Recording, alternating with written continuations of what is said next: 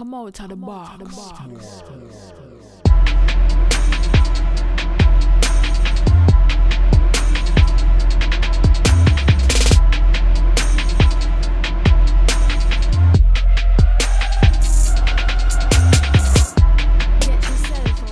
Hello, YouTube. Cheers and welcome to The Basement. My name is Bruce Lively. And I'm D-Boy Slim. And The Basement is the first daily hip-hop debate show. From Tuesday through Friday, we tackle the most intriguing topics in hip-hop culture and the world around it. So welcome back, Basement family. It's a light one today, and we need all of you to join in this debate below, okay? It's simple. It's simple like this. Name the best rapper in all three eras so far. That's like 80 to 95, 95 to 2005, 2005 to present. That's the three eras that we're breaking it down. The last one, one is pre-social media, one is post-social media, and one is the early age. So, now listen. The rapper has to be the best or most influential in the era they represent. It doesn't mean that they're the best all time or others haven't proven to be better or won't be better after we look back. But let the debate ensue and leave all your hate down in the comment section below, because that's what debate is all about. Stage question. Best rappers to represent three eras of hip hop. And with that being said, let's go.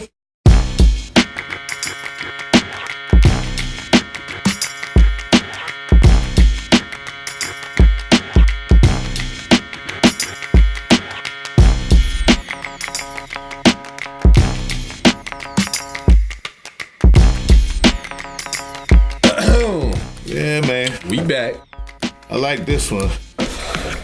The three eras. Three eras. As Bruce explained, we chopped it down from a span from about 85 till about 95. You know, it's about the same era, because the early 90s era, it was just a simple transition from the 80s. So what the late 80s were doing, and then of course 95 to 2005, which is kind of considered that golden era, when you had, rap probably at its pinnacle, everything from the Dr. Dre's, the Snoops, to all the way to the Eminems. And then there's that new millennium. This is post social media. So you have MySpace and there's Twitter and Facebook and everything after Soulja Boy, which kind of changed that advancement in technology helped change the world, and it shifted the whole music and the climate of music. And for me, starting off in the 80s era, that's going to be Rakim the God, the 18th letter. Rakim is late 80s. Paid in Full came out in 87. This is the one that had the joint Paid in Full, Thinking of a Master Plan, which is my favorite hip-hop song of all time. I think it was unseen and unparalleled, the style, pizzazz, charisma on a track. It was unmatched at the time when he came out. Flow, I don't remember ever hearing people speak about Breath Control before Rakim. Like, he was just like the perfect storm. Like, I mean, rap had made strides before Rakim. You did have the Melly Mel's and the Spoonie D's, or the Kumo D's or whatever. But at the time when Rakim came, obviously, like I said, rap had never seen the likes of someone like that. Now you putting street knowledge with the 5% Nation. He was made one of the first I've heard mention about the 5% Nation, the region and the science behind, the 18th letter, the God body, all of that. Like, this is Rakim in 87.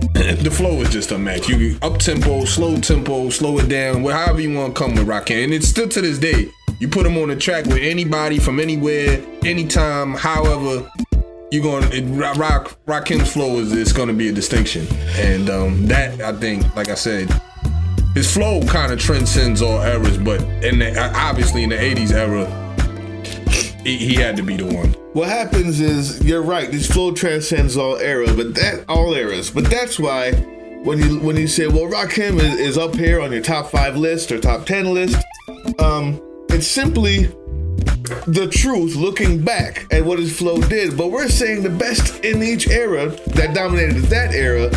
And we actually said, what did you say, 85 to 95. It just so happens there's a dude named Kool Moe Dee. Came out with his first album in 1986. Killing him. How You Like Me Now was 1987. Knowledge is King, 1989. Came out with a Greatest Hits album in 1990, and then came back again in 91 with another album, Funky Funky Wisdom. And Interlude was 1994. That's an album almost every year from 85 to 95. There's a reason why he was one of the very first people to perform, was the first hip-hop artist, period, to perform at a Grammy, and one of the very first to win Album of the Year.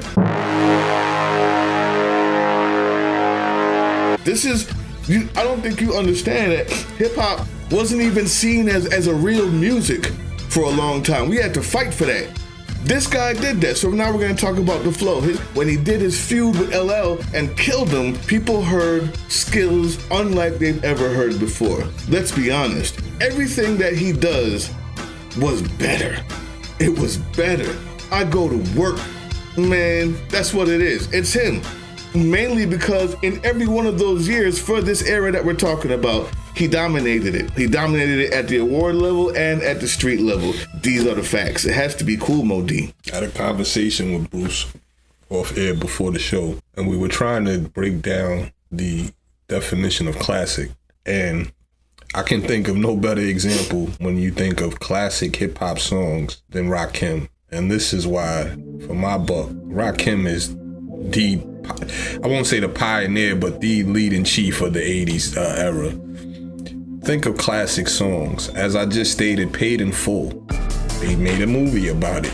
That was a song from Rakim in 87. It embodied what hip hop was about.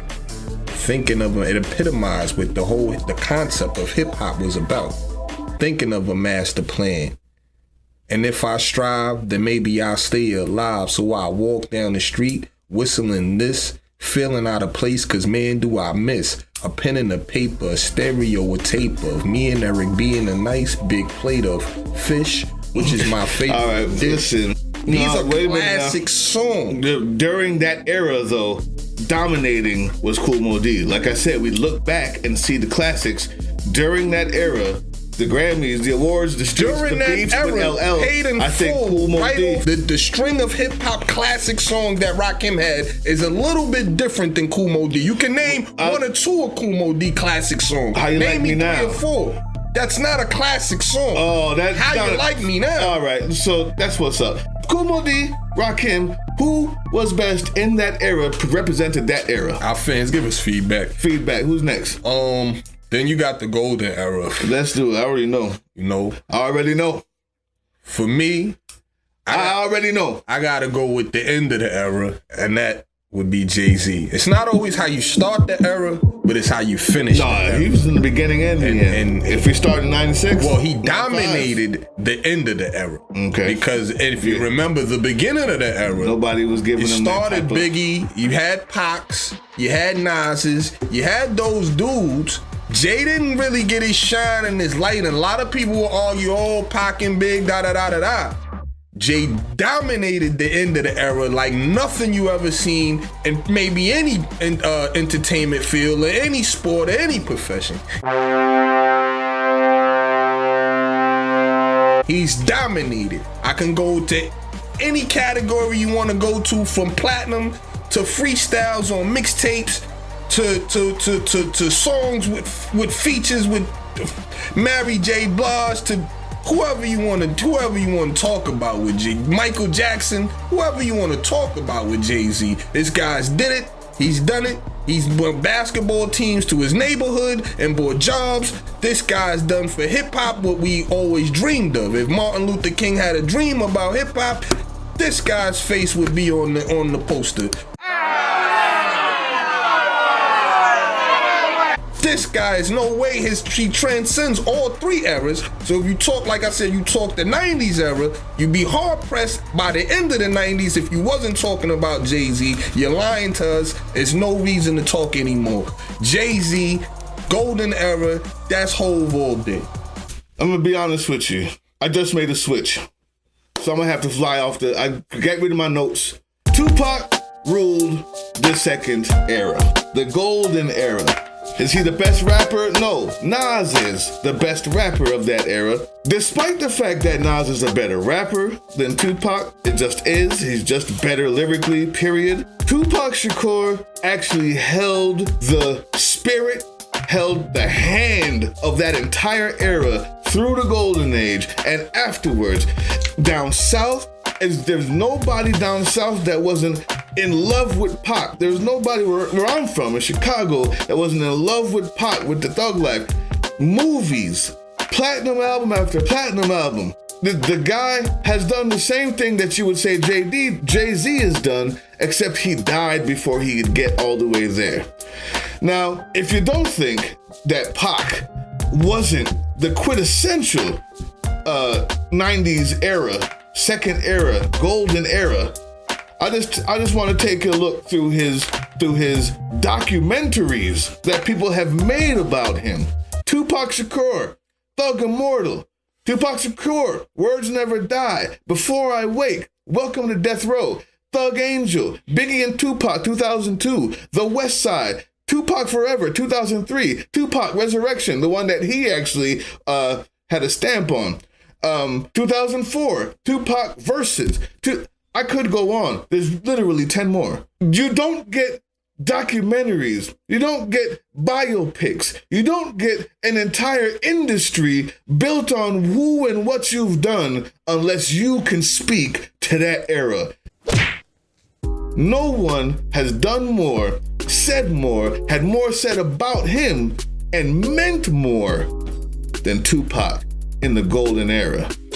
You know, that's all nice and good, but you're talking about a guy that didn't live to see, only lived to see half of the decade. Right. That's how important he was. That's exactly my point. He died in 96. That's exactly my point. So, therefore, if he lived as long as Jay, it'd be no question. It would be, it could be, should be, I could say that about Big L or Big Pun. Mm-hmm. However, they wasn't hit. There wasn't and all we have to go by is what was here. And what we did see is a guy that opened up for Big Daddy Kane in like 89, 90. You know, you talking about quintessential hip hop, like I said, poster child. Like, this guy opened up for Daddy Kane in 89, 90. Like, he turned that into a record label. Now he comes on a record label as the featured artist. And Reason moved out. Classic album. Classic. You know, but like I said, there was nobody that talked about the streets in depth like Jay-Z, and there's nobody probably to this day. Man, you telling me Tupac didn't talk about the streets in depth? No, he did not. Come on, man. No, yes, he did. Y'all leave some comment. I'm not even going to argue that. You never heard drug numbers. You never heard about drug connections, plugs and ties, out-of-town trips. That was not Tupac. Tupac was, I shoot up, Thug Life, and I shoot up when I see you. What he did was talk about Brenda's Got a Baby. What he did was talk about Dear Mama. What he did was talk more with his own mother. What he did was talk about what people was going through in that time that gave him the love that people. Range and content, that goes to Jesus. What I said was he represented the era. That goes to Tupac. Diversity and that goes to Tupac. That goes to Jesus. He represented the era. Well, we know that. Let's go to the third era. I'm going to start this off. Kendrick Lamar. Yes, Kendrick Lamar. Not Future. Not. Okay. Go ahead, say it. See, what he wants to say is Drizzy. That's what he wants to say. Not Drake. That's what he wants to Kendrick Lamar. And he knows because it. And it's hard. Right at the cusp, right when we were thinking it was just gonna be Drake's and Futures for the rest of our lives, somebody comes out and says, you know what? You can actually rap again, use style, be different, be controversial, and not have to just do this auto-tune and the singing and you don't have to sound the same. Everything doesn't have to sound like MMG beats anymore.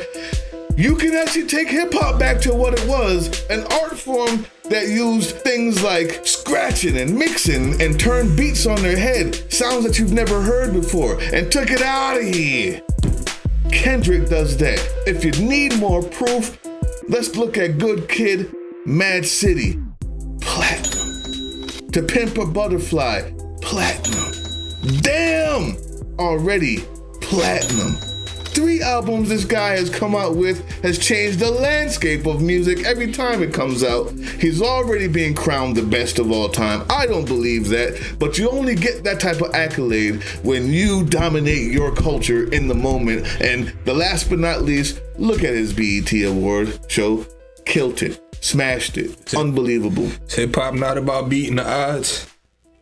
Yeah, coming out of Compton is beating the odds. I'm about the Canadian kid. The actor from Canada. Got bodied by a singing nigga. That was some serious odds. This kid right here has done nothing but win, and win some more. And you get mad at him and you say, oh, why are you mad? Because he's winning. You know, you talk about how he's winning. Somebody, question his pen game. He doesn't write this and he doesn't do that. Then he gets into the battle with Meek and then you get bodied by a singing nigga. And he makes it a clear-cut win because he comes out with a diss track one day, just in case you didn't think that he did that or somebody wrote that for him. He comes back the next day and names it back to back. This is the question I have for you, if that's the case.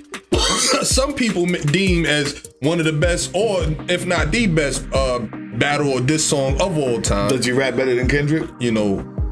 Yes, he does. He puts I'm out of here. Kendrick's. But does he rap better than Kendrick? Better songs than Kendrick. Does he rap better than Kendrick? He makes better songs than Kendrick. Does he make better songs than Kendrick? No.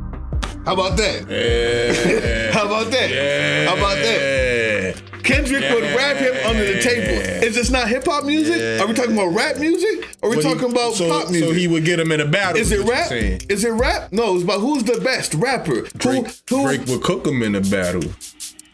Drake will cook him. He will cook him. I'm finished. You guys leave this. It's Kendrick versus Drake. Let's go. You guys know what it is. Listen, we're about to do the shout outs, man. We need y'all to leave comments. You heard all our 3. You heard all 3. Kaz and Cannabis might rap better than Kendrick. What does that matter if they can't make better songs? All right, so Chia Fade Now left a comment, said the intelligent hoodlum, Tragedy Gaddafi got this. Godfather of Queens flow. Nas is great. Tragedy is the greatest. What is happening? It's greatness. Like that. Appreciate that, Chia Fade Now. Doubt This, new subscriber. Salute to you. Tay Nito, new subscriber. Salute to you. Stud D Buddy. New subscriber. Salute to you. Robert Bay said, good one. I got to do my homework on this. Just off the top of the head, I picked T.I. Hey, nothing wrong with that. I'm glad you're at least doing your homework. Robert Bay, check it out. Dude is nice. Catenza Productions, I guess that means, said dope. One word, all you need. Catenza Productions, you got a shout out.